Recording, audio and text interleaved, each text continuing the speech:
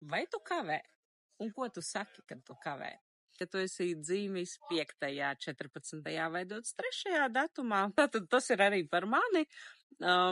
Jā, kavēju, sorry, bet es pa ceļam nejauši satiku paziņu, mēs aizpļāpājāmies, aizgājām citā virzienā, iespējams nokļuvām kaut kādā ballītē, sorry, tu jau zini, kā ar mani ir.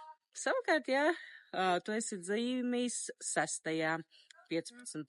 vai 24. datumā, tas tekstiņš, kas varētu būt, ir, es nokavēju, jo es palīdzēju kaimiņienei uznest smagu somu, man sirdsapziņa neļāva nepalīdzēt, tāpēc sanāca nokavēt.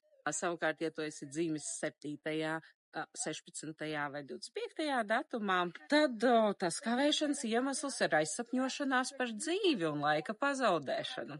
Ja tu esi dzīvis 8., 17. vai 26. datumā, tad ierodoties, tas teksts ir tāds, es nokavēju, ļauj man to kompensēt ar dzērienu vai kādu dāvanu karti, kaut kādā veidā kompensēt. Savukārt, ja tu esi dzīvis 9., 18. vai 27. datumā, tad ierodoties ar nokavēšanos vienkārši paziņo, ka es iekšēji sajūtu, ka tā visiem būs labāk.